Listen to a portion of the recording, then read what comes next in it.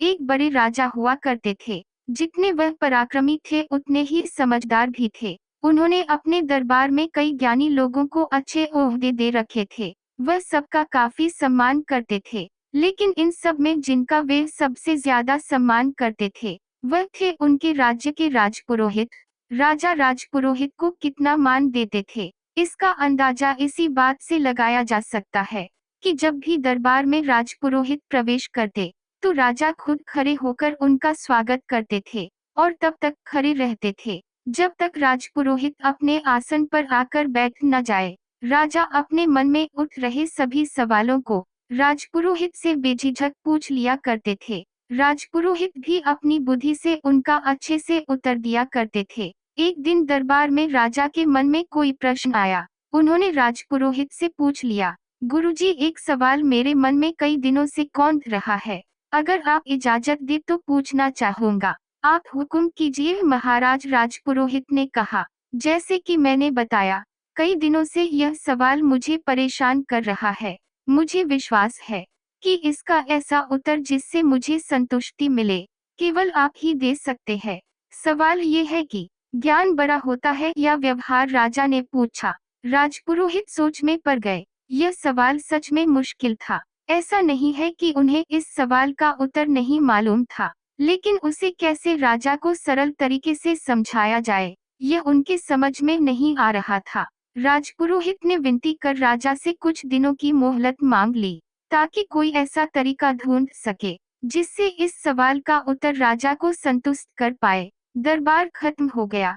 राजपुरोहित अपने घर वापस लौट गए। उस दिन से वो चिंता में रहने लगे। उन्हें समझ नहीं आ रहा था कि कैसे राजा के सवाल का उत्तर दिया जाए। 2-3 दिन बीत गए, लेकिन राजपुरोहित अभी भी इसी कश्मकश में थे और वे न अच्छे से सोते थे, न ही ठीक से सो पाते थे, न ही खा पी पा रहे थे। उनकी पत्नी यह सब देख रही थी। सुपत्नी ने राजपुरोहित से उनकी परेशानी का कारण पूछा। राजपुरोहित ने सारी समस्या अपनी पत्नी से कही। उनकी पूरी बात ध्यान से सुनने के बाद उनकी पत्नी ने उन्हें एक उपाय बताया और कहा कि अगर आप ऐसे करोगे तो राजा को आपका उत्तर समझ भी आएगा और संतुष्टि भी मिलेगी। राजपुरोहित अगले दिन राजमहल गए और कहीं न जाकर वे सीधे ही राज्य के खजाने के पास पहुंचे और खजाने से 2 मोती चुरा लिए। उनको ऐसा करते देख खजांची ने देख लिया। खजांची को अपनी आंखों पर विश्वास नहीं हुआ। उसने सोचा शायद उसको भ्रम हुआ है, क्योंकि राजा के इतने खास राजपुरोहित चोरी करे, ऐसा कोई भी नहीं मान सकता था। उनके एक बार कहने से राजा उनको बेशुमार धन दौलत दे देता। अगले दिन राजपुरोहित फिर से खजाने से 2 मोती चुरा लाए। फिर से एक बार खजांची ने यह सब देखा। अब उन्हें लगा कि उन्होंने कल जो देखा था वह कोई भ्रम नहीं था। कोई दूसरा व्यक्ति होता तो तुरंत उसे पकड़कर सजा दे देते। यह तो राजा के खास राजपुरोहित थे, और जितना खजांची राजपुरोहित को जानता था, वह तो बड़े भले आदमी है। जरूर उन पर कोई मुसीबत आई होगी, इसलिए उन्हें ऐसा करना पड़ा होगा। यह सोचकर खजांची ने कोई भी प्रतिक्रिया नहीं दी। जब 2-3 दिनों तक फिर यही घटना दोहराई गई, तब खजांची ने अपना धर्म निभाते हुए इस चोरी की खबर राजा तक पहुंचा दी। राजा को पहले तो बिल्कुल भी विश्वास नहीं हुआ, लेकिन खजांची ने जब पूरी बात बताई कि कैसे राजपुरोहित जी 1 नहीं 2 नहीं, लेकिन पिछले 1 हफ्ते से खजाने से मोतियों की चोरी कर रहे हैं, इस बात को खजांची ने इतना जोर देकर और कसम खाकर कहा था कि राजा को भी अब उसकी बातों पर विश्वास हो गया। अगले दिन जब राजपुरोहित दरबार में आया, तब राजा ने ना ही उनका स्वागत किया, न ही अपनी जगह से खड़े हुए। राजा ने राजपुरोहित से पूछा, क्या आप खजाने से मोतियों की चोरी कर रहे हैं?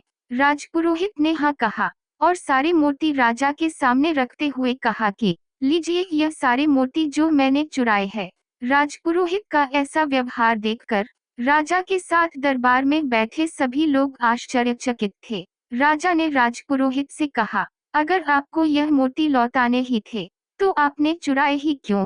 राजपुरोहित ने राजा की माफी मांगते हुए कहा, महाराज, मैं चोर नहीं हूँ। मैंने यह सब इसीलिए किया क्योंकि आपने कुछ दिनों पहले मुझसे जो प्रश्न किया था उसका संतुष्टि भरा उत्तर आपको दे सकूं। जैसे कि यहाँ उपस्थित सभी लोगों ने यह देखा कि आज महाराज ने न ही मेरा स्वागत किया और न ही पहले की तरह मुझे इज्जत दी, जबकि अभी भी मेरे पास उतना ही ज्ञान है जितना पहले था। बस कुछ बदला था तो मेरा व्यवहार। इससे यही साबित होता है कि आपके पास चाहे जितना ज्ञान हो, अगर आपका व्यवहार अच्छा नहीं है तो सब व्यर्थ है। इसलिए व्यवहार सबसे बड़ा है, ज्ञान नहीं। राजा राजपुरोहित की बातों से और उनके द्वारा दिए गए इस अनोखे उत्तर से बहुत प्रसन्न हुए। उन्होंने आज जैसा व्यवहार राजपुरोहित के साथ किया था उसके लिए माफी मांगी और एक बड़ा इनाम उन्हें दिया।